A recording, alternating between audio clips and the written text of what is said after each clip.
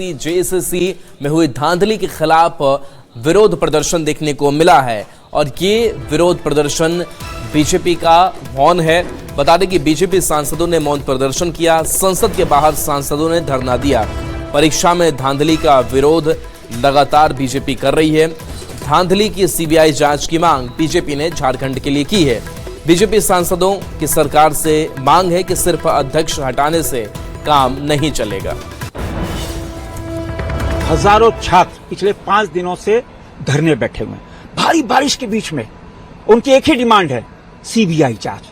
क्योंकि जिस तरह जेएसपीएल चाहे जेएसएससी जो पेपर लीक हुआ, जो प्रश्न पत्र लिखाए गए, हिंदुस्तान में पहली बार ऐसा हुआ कि बाकायदा एक होटल को बुक कराया गया लीज पे, वहां पे आंसर शीट प्रश्न पत्र के उत्तर लिखाए गए। यह हाल झारखंड का है। मैं स्पष्ट कहना चाहूंगा कि सीबीआई जांच कराओ और राहुल गांधी अविलंब रांची जाएं और मुख्यमंत्री, क्योंकि मुख्यमंत्री शिक्षा मंत्री हैं, अगर युवाओं के साथ इतना आपके पास है, जाओ युवाओं के साथ और मुख्यमंत्री आवास के सामने बैठो, उनसे इस्तीफा मांगो। क्योंकि आप हमेशा बरगलाते हो और झारखंड की जनता न्याय चाहती है, झारखंड की युवा न्याय चाहते हैं और सीबीआई जांच से कुछ समझौता नहीं, सीबीआई जांच कराओ। क्योंकि चेयरमैन को तो हटा दिया आपने, लेकिन जो 3 मेंबर हैं, जो झारखंड मुक्ति मोर्चा के कार्यकर्ता हैं, जिनके ऊपर की सबसे बड़ा आरोप है, उसकी लीपापोती हो रही है और हम सीबीआई मांग कर रहे हैं और उन सबों को बर्खास्त करने की बात कर रहे हैं। सर, आपकी पार्टी की तरफ से अनुराग जी विशेषाधिकार प्रस्ताव राहुल गांधी के खिलाफ लाए हैं? ये तो राहुल जी बताएंगे, वे अनुराग जी बताएंगे राहुल जी के ऊपर जो उन्होंने क्या, क्योंकि मैंने उसको पढ़ा नहीं है, लेकिन आज अखबार में पढ़ा है और जो जिन शब्दों का उपयोग किया उन्होंने। और दूसरी बात यह है कि जिस तरह की परंपरा उन्होंने स्टार्ट की है, बिना सिर पैर के बात करने की जो परंपरा पहले भी बोलते थे, लेकिन अब जो है उनका थोड़ा सा जो माइंडसेट है, क्योंकि 12 साल से सत्ता से बाहर हैं और सत्ता के बिना कांग्रेसी जो है वो दिमाग शून्य हो जाते हैं, तो दिमाग शून्यता की जो स्थिति है उसी की पराकाष्ठा या विशेषाधिकार है।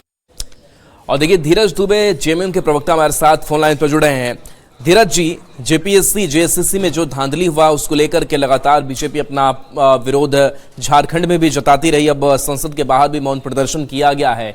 क्या लग रहा है किस तरीके की जो कार्रवाई हुई है, अध्यक्ष पद से भी हटाया गया है, लेकिन ये कार्रवाई क्या काफी है और बीजेपी की इस राजनीति को किस तरीके से देखते हैं? देखिए, माननीय मुख्यमंत्री श्री हेमंत सोरेन जी काफी संवेदनशील है। उन्होंने साफ कहा है कि न्याय होते हुए दिखना चाहिए और उसी के तहत ये कार्रवाइयां हो रही हैं। अगर कोई गलत करता है, कोई इस तरह की चीजों को बढ़ावा देता है, कोई पदाधिकारी लंबे समय से बैठकर दीमक की तरह व्यवस्था को चाटने का काम कर रहा है, तो इतने सारे विभागों में जो उस तरह के लोग पकड़े जा रहे हैं उन पर आगे कार्रवाई हो रही है। सीआईडी जांच कर रही है, रांची पुलिस भी कार्रवाई की थी। सीआईडी के जांच पर भरोसा करना चाहिए। मुझे लगता है कि जिस तरह से कार्रवाई हो रही है, जो अध्यक्ष है उनके घर पे भी छापेमारी हुई, ओएमआर शीट मांगा गया है, जो कार्बन कॉपी है, कई लोग को गिरफ्तार किया गया है। उप परीक्षा नियंत्रक श्वेता गुप्ता सहित 7 लोगों को गिरफ्तार कर जेल भेजा गया है। कई कार्रवाई चल रही है, तो भरोसा रखना चाहिए। सरकार जब खुद सेंसिटिव हो, कार्रवाई कर रही हो, जांच एजेंसी अपना काम कर रही हो, तो हमें वेट एंड वॉच करना चाहिए। ये नहीं कि दिल्ली में क्या हुआ उसको देखकर और यहाँ पे भी जो पर्दे के पीछे से भाजपा, आजसू और अन्य दल जो खेल कर रहे हैं, बच्चों को बलि का बकरा बनाने का काम कर रहे हैं, युवाओं को दिग्भ्रमित करने का काम कर रहे हैं। मुझे लगता है कि इससे बचना चाहिए भारतीय जनता पार्टी को। और हर मोर्चे पर आमने सामने की लड़ाई में वो फेल्योर हो जा रहे हैं, तो इस बार उन्होंने षड्यंत्र के तहत इस तरह के चीजों को बढ़ावा देने का काम किया है। अगर भाजपा को वाकई ये चिंता है कि युवाओं को चिंता है, तो भारतीय जनता पार्टी जब सदन में एक बिल लाया गया था जो परीक्षा में पेपर लीक को रोकने के लिए, तो ये लोग जाकर राज्यपाल को मांग पत्र सौंप रहे थे। इस स्थिति में भाजपा को ये भी कहना चाहिए कि उसी बाबूलाल मरांडी जी को पुनः भाजपा में शामिल करा दिए, जिनके समय में प्रथम और द्वितीय जेपीएससी में घोटाला हुआ था, पेपर लीक हुआ था, कई लोग जांच के घेरे में आए थे। सुदेश महतो के भाई और शायद भाभी पर पे सवाल किए गए थे। तो ऐसी स्थिति में भारतीय जनता पार्टी को किस मुंह से इस पर बयानबाजी कर रहे हैं, मुझे समझ नहीं आ रहा है। देश में भी आज युवाओं ने उन्हें मजबूर किया था, शिक्षा मंत्री ने इस्तीफा दिया है। कोई ऐसा नहीं कि उन्होंने अपने विवेक से और बाकी चीजों से इस्तीफा दिया। यहाँ तो बच्चों के आंदोलन से पहले किसी भी मांग से पहले कार्रवाई शुरू कर दी गई है। जैसे ही माननीय मुख्यमंत्री जी को मालूम हुआ कि कुछ गड़बड़ियां हैं, कुछ शंका हुआ उन्हें, तो उन्होंने अपनी कार्रवाई को प्रारंभ कर दी। जी चलिए, शुक्रिया धीरज दुबे जी हमसे बातचीत के लिए। और देखिए, राज्य से ही बड़ी खबर है जहां पर पूर्व अध्यक्ष से लगातार जो पूछताछ है वो की जा रही है और कई सवालों के जो जवाब है वो तलाशने की कोशिश जो है वो सीआईडी की तरफ से किया जा रहा है। बता दें कि ख्यांगते से आज फिर से पूछताछ होनी है। सीआईडी ने आज के लिए समन जारी किया है। अब तक 2 बार पूछताछ हो चुकी है। 8 घंटे और 7 घंटे तक की 2 बार की पूछताछ ख्यांग्याते से हुई थी। सीआईडी जेपीएससी गड़बड़ी की जांच कर रही है और इसी मामले में आज फिर से ख्यांगते से पूछताछ होनी है।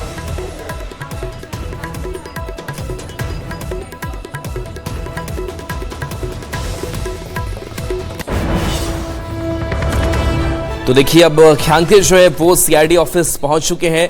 चूंकि पिछली जो पूछताछ हुई थी करीब 8 घंटे की हुई थी, देखना होगा कि इस बार क्या ये घंटे और बढ़ते हैं। सवाल कई ऐसे हैं जिसके जवाब से शायद सीआईडी संतुष्ट नहीं है और इसीलिए लगातार बार बार ख्यांगते को बुलाया जा रहा है और ख्यांगते जो है वो सीआईडी दफ्तर पहुंच चुके हैं जहां उनसे पूछताछ की जानी है। तो जेपीएससी में जो गड़बड़ी का मामला, धांधली का मामला सामने आया था, अध्यक्ष पद पर एक कार्यरत थे लेकिन कार्रवाई हुई, अध्यक्ष पद से हटाए गए। हमारे साथ गौरव झा जुड़े हुए हैं। गौरव, ख्यांगते अब सीआईडी दफ्तर पहुंच चुके हैं, क्या अपडेट वहां से? बिल्कुल, हम आपको बता दें कि आज तीसरे दिन एल ख्यांगते से पूछताछ सीआईडी के दफ्तर में होनी है। आज तीसरे दिन वो सीआईडी दफ्तर पहुंच चुके हैं। कयास ये लगाया जा रहा है कि आज के पूछताछ के बाद उनकी गिरफ्तारी भी हो सकती है। हालांकि इस चीजों को लेकर अभी जो आधिकारिक घोषणा है वो नहीं की है, लेकिन आज तीसरे दिन जब उन्हें पूछताछ के लिए बुलाया गया है तो कई तरह के सवाल उठ रहे हैं। क्योंकि पहले दिन 28 तारीख को उनसे पूछताछ हुई, 29 तारीख को उनसे पूछताछ हुई और आज 31 तारीख को उनसे पूछताछ हो रही है। तमाम दस्तावेज सीआईडी उससे लेना चाहती है कि किस तरीके से इस पूरे मामले में गड़बड़ी हुई है, क्योंकि वो उस वक्त यानी तत्कालीन अध्यक्ष थे जेपीएससी के, जब जेपीएससी चौधरी में घोटाला हुआ है। तो अब देखना होगा कि जब आज तीसरे दिन उनसे पूछताछ होती है तो क्या कुछ महत्वपूर्ण दस्तावेज सीआईडी के हाथ लगते हैं और किस तरीके से आगे की कार्रवाई सीआईडी जेपीएससी के घोटाले के मामले को लेकर करती है। जी चलिए, शुक्रिया गौरव इस अपडेट के लिए आपका।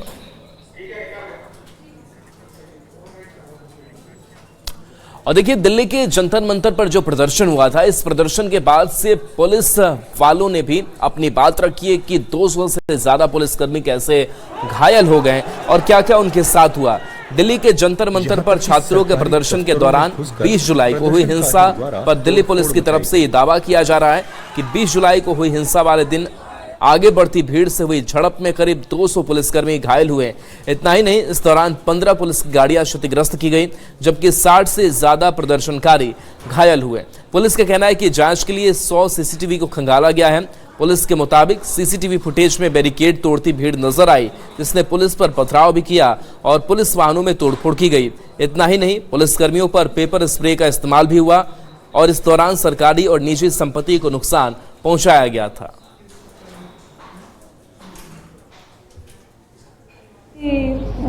दिल्ली पुलिस में एज ए कांस्टेबल उन्होंने पुलिस फोर्स ज्वाइन की और उसके बाद वो अब तक 33 साल की जॉब करते हुए एएसआई के पद पर हैं। जंतर मंतर के प्रोटेस्ट के दौरान उन्हें भी अपनी ड्यूटी दी गई थी। प्रोटेस्ट को उन्हें भी पीसफुली कंडक्ट कराना था। वो अपनी ड्यूटीज पूरी मुस्तैदी के साथ निभा रहे थे। 20 जुलाई को वो जल्दी ही अपने घर से रोज की तरह अपना टिफिन लेकर जैसे जाते हैं, उसी तरह से 20 जुलाई को भी वो जल्दी ही निकल गए। और उन्होंने जब 11 बजे के आसपास मेरी उनसे बातें हुई तो उन्होंने फोन पर बताया कि आज जंतर मंतर पर भीड़ कुछ ज्यादा है और प्रोटेस्टर जो हैं वो संसद मार्च के लिए जा रहे हैं, जो कि वीडियो क्लिप में भी दिखाया गया है। और उसके बाद मैंने पुलिसकर्मी की पत्नी होने के नाते सिर्फ यही कहा कि आप अपना ख्याल रखें। फिर उसके बाद मेरी उनसे कोई बात नहीं हुई और शाम को 7 बजे जब मैंने उनका फोन मिलाया और उनसे बात हुई तो वो एक हॉस्पिटल LNJP हॉस्पिटल में एडमिट थे और अपना ट्रीटमेंट करा रहे थे। उन्होंने कहा कि जो भीड़ है वो ज्यादा उग्र हो गई थी और भीड़ के अंदर कुछ शरारती तत्व भी शामिल हो गए थे, जिन्होंने पुलिस फोर्स पर गमलों से, जो भी उनके हाथ में चीजें आ रही थी, चप्पलों से, जूतों से और पत्थरों से उन्हें पुलिस फोर्स को घायल कर दिया था, जो कि एक वीडियो क्लिप में भी दिखाया जा रहा है। 20 तारीख के बाद से आज तक यही नैरेटिव चलाया जा रहा है कि जो छात्र थे, जो छात्रों का प्रोटेस्ट था, उसको कि पुलिस के द्वारा बर्बरता से छात्रों को पीटा गया, लेकिन ऐसा नहीं है। ये अलग एक प्रोटेस्ट का एक हिस्सा दिखाया जा रहा है, जबकि प्रोटेस्ट का दूसरा हिस्सा कुछ हो रही है। और मैं अपने चुने हुए प्रतिनिधियों से यही निवेदन करना चाहती हूँ कि वो अपने जो संसद की सुरक्षा में पुलिसकर्मी लगे रहते हैं और उस संसद की जो एक हमारे देश का सम्मान है, मेरे देश का सम्मान है, उसकी सुरक्षा में जो पुलिसकर्मी हर समय और देश की आंतरिक सुरक्षा में जो पुलिसकर्मी हर समय लगे रहते हैं, उनके बारे में भी संसद में कुछ मुद्दे उठाए जाएंगे। मेरे बाबा पुलिस में आने से पहले मेरे फादर इंडियन नेवी में मैरीन कमांडो थे। उन्होंने इंडियन नेवी को अपने 15 साल दिए हैं। My father was at a main protest site. He was at the front line near the barricades, जहाँ पर बहुत सारा क्राउड था। मेरे पापा जब भी रात में घर आते थे तो वो बोलते थे कि अब ये प्रोटेस्ट स्टूडेंट प्रोटेस्ट नहीं लग रहा है, इसमें बहुत सारे एंटी सोशल एलिमेंट्स जुड़ चुके हैं। उसके अगले दिन ही 25 तारीख को my father was pulled bye a crowdy mob and he was almost lynched near the stage of Jantar Mantar. This happened on 25th and around 2 p.m. he was unconscious at the RML hospital for about 4 hours. रात को 10 बजे के करीब पापा के colleagues उन्हें घर लेके आए और उनकी यूनिफॉर्म पूरी खून से लाल थी।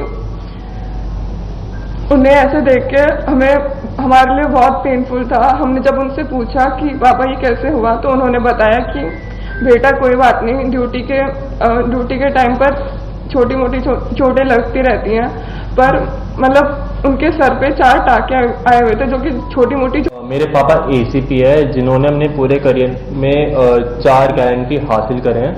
मेरे ग्रैंडफादर BSF में थे, उन्होंने 1971 की जंग में लड़ाई करी थी। मेरे पापा भी जंतर मंतर के फ्रंट लाइन से उनकी ड्यूटी लगी थी प्रोटेस्ट में। एंड ऑन 25th में एट 2 PM मुझे पता चला कि मेरे फादर को उनके हेड पे इंजरी आ रखी है उनके फ्रेंड के थ्रू। जब मैंने फोटो देखी तो उनके हेड को शेव कर रखा था और उनके हेड पे लाइक स्टिचेस लग रहे थे 4। उसको देख के I was like really frustrated and मैं बहुत डरा हुआ था। जब मेरे पापा घर आए तो उन्होंने मुझे बताया कि जो स्टूडेंट्स की जो प्रोटेस्ट है उसमें स्टूडेंट्स नहीं है, उसमें राउडीज है, उसमें एग्रेसर्स हैं जो लाइक इस अपॉर्चुनिटी का यूज़ कर रहे हैं just to create chaos. And on 25th में अनप्रोवोक्ड उन्होंने मेरे पापा और उनकी टीम के ऊपर पेल्टिंग स्टार्ट कर दी। उस टाइम मेरे पापा बिल्कुल भी प्रिपेयर नहीं थे, वो अपने सबऑर्डिनेट्स को ब्रीफ कर रहे थे। And when the pelting started मेरे पापा अपने सीनियर ऑफिसर्स को लाइक एक सेफ प्लेस में सिक्यूर करने चले गए, बट एक स्टोन उनके हेड पे हिट कर गया एंड उनका सर फट गया और उन्हें इंजरी हो गई।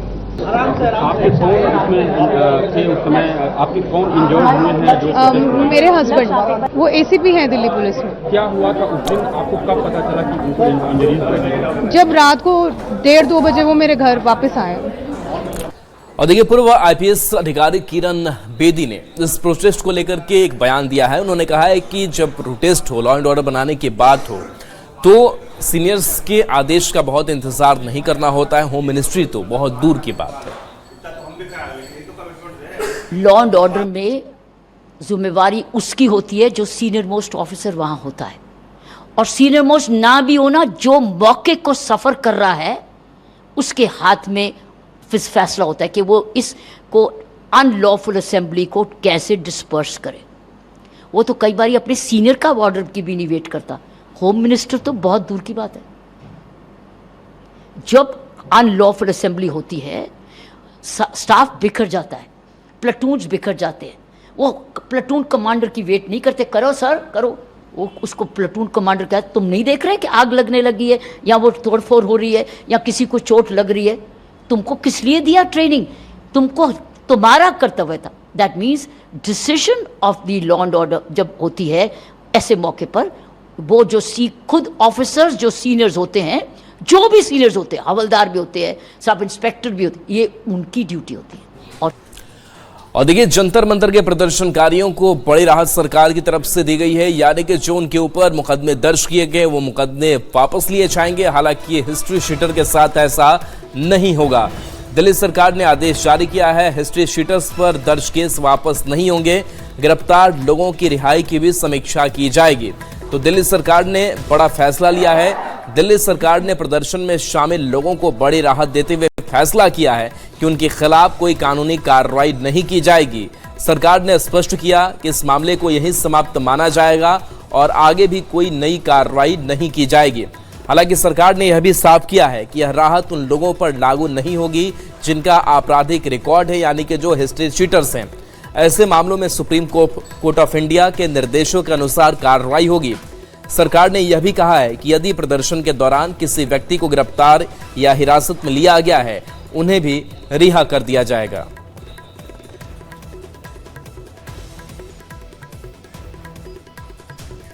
संसद के मॉनसून सत्र के दौरान पप्पू यादव ने भी अपना विरोध प्रदर्शन किया है। खासकर के चंदा चोरी मामले को लेकर के उन्होंने अपनी आवाज उठाई और ये तस्वीरें सामने आई। विपक्षी सांसदों ने विरोध प्रदर्शन किया। सांसद पप्पू यादव साधु बनकर पहुंचे और संसद परिसर के बाहर बैठ गए। इस दौरान विपक्षी सांसद भी मौजूद रहे। लोकसभा में नेता प्रतिपक्ष राहुल गांधी ने पप्पू यादव के साथ प्रदर्शन किया, जबकि समाजवादी पार्टी के सांसदों ने भी इस मुद्दे पर पप्पू यादव के साथ प्रदर्शन किया। पप्पू यादव भगवा चोला पहनकर संसद में पहुंचे थे। इस दौरान उन्होंने विरोध प्रदर्शन करते हुए राहुल गांधी से भी पैसे लिए। और वहीं पर कुछ जो सांसद आ गए हैं, जिसमें देखिए राहुल गांधी भी यहाँ पर पप्पू यादव के पुजारी भेज करके और ग्रैंड पार्क में चंदा डाला जा रहा है। अब बात ग्लासगो कॉमनवेल्थ गेम्स की, तो देखिए इसमें भारत की मेडल टैली 17 तक पहुंच चुकी है। इसके साथ साथ भारत ने कल 2 पदक अपने नाम किए। भारत की सबसे बड़ी उम्मीद बॉक्सिंग में बाकी है, जिसमें 10 पदक पक्के हैं। टोक्यो ओलंपिक्स गोल्ड मेडल विजेता नीरज चोपड़ा पर भी देश की निगाहें लगी हुई हैं।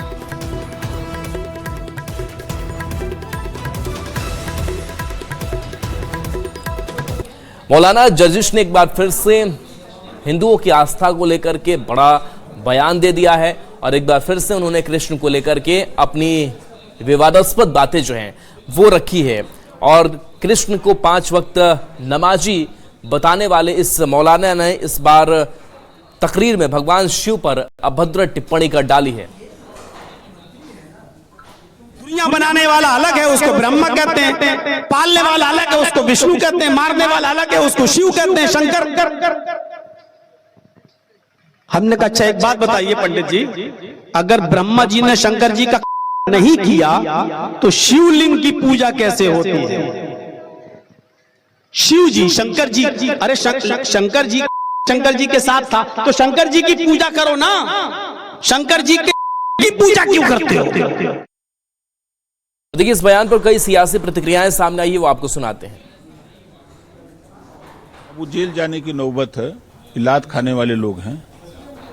अभी कोई उनके धर्म के विषय में अगर कोई बोल दे तब पूरा मुसलमान आग बबूला हो जाएगा। किसी के धर्म के खिलाफ बोलने का अधिकार किसी को नहीं है। अगर वो मौलाना बोले हैं तो निश्चित है कि मौलाना को जेल जाना है। अभी उनको पता नहीं है कि बाबा के कान में आवाज गई नहीं कि मौलाना जेल गए।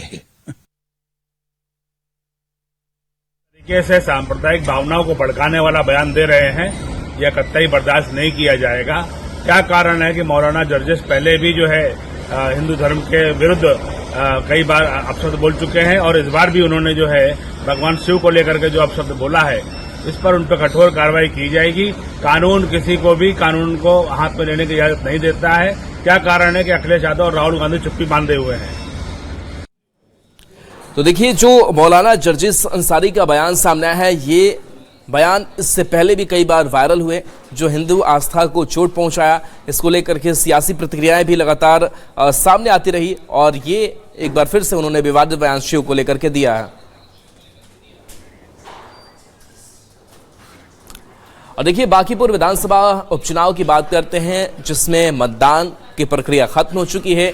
ईवीएम में प्रत्याशियों की किस्मत का फैसला कैद हो चुका है। 3 अगस्त की वो तारीख होगी जब किसके सिर पर जीत का सेहरा सजता है, ये साफ हो जाएगा। लेकिन इन सब के बीच कई प्रतिक्रियाएं सामने आई है, वो आपको सुनाते हैं। देखिए, राजनीति में कोई जोर घटाव मुझे लगता है कि उचित और अनुचित नहीं होता है, लेकिन चुनाव हम जीतेंगे।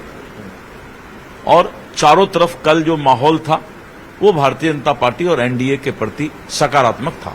वोटिंग परसेंटेज भी बड़ा फैक्टर मान सकते हैं कि वोटिंग परसेंटेज जो है चुनाव और उपचुनाव दोनों में लगातार अगर आप देखिए पिछले 4-5 चुनाव का, तो बांकीपुर विधानसभा का वोटिंग परसेंटेज करीब करीब यही रहा है। उपचुनाव में तो और भी पहले कम था और अभी तो अच्छा वोटिंग परसेंटेज हुआ उस हिसाब से उपचुनाव में, इसलिए वोटिंग परसेंटेज बहुत मायने नहीं रखेगा। मतलब अब 3 तारीख पर सबकी नजर है, आपकी भी नजर होगी कि भाई 3 तारीख को मुझे बांकीपुर के मतदाता पर पूरा भरोसा है। और जिस तरह से आदरणीय सम्राट चौधरी जी माननीय मुख्यमंत्री बिहार सरकार के नेतृत्व में बिहार में लगातार काम हो रहा है, कानून का राज है, अपराध मुक्त बिहार है, तो उसका फायदा हमें मिलेगा। और देखिए, खगड़िया से बड़ी खबर है, जहां पर एक युवक की गोली मारकर हत्या कर दी गई है। बताया जा रहा है कि बाइक सवार अपराधियों ने इस घटना को अंजाम दिया, फायरिंग की और वहां से फरार हो गए। घटना अलौली थाना क्षेत्र के फुलतौड़ा पुल के पास की है। बाइक सवार अपराधियों ने युवक को ताबड़तोड़ 5 गोली मारी और हथियार लहराते हुए फरार हो गए। मृतक की पहचान जंगली पटेल के रूप में हुई है। पुलिस घटनास्थल पर पहुंचकर पूरे मामले की पड़ताल शुरू कर दी है। देखिए, पटना नगर निगम के जो सफाई कर्मी हैं वो हड़ताल पर चले गए हैं। हड़ताल पर जाने की वजह से साफ सफाई का काम भी अब ठप पड़ा हुआ है। कई इनकी मांगे जिसको लेकर के अनिश्चितकालीन पर ये हड़ताल पर चले गए हैं। सफाई कर्मियों की मांग है कि सालों से काम कर रहे लोगों को स्थायीकरण किया जाए। उन्होंने कॉन्ट्रैक्ट पर किए जाने वाले कामों को तत्काल बंद करने की मांग की है।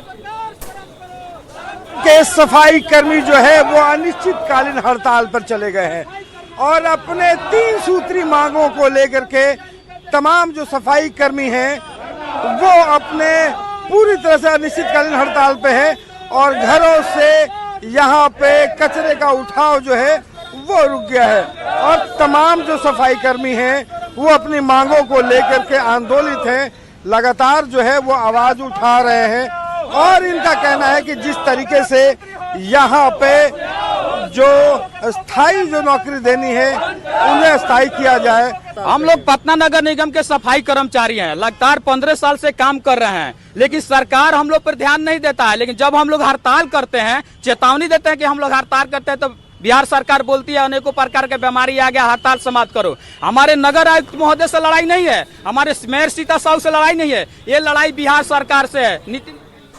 न्यूज़ 18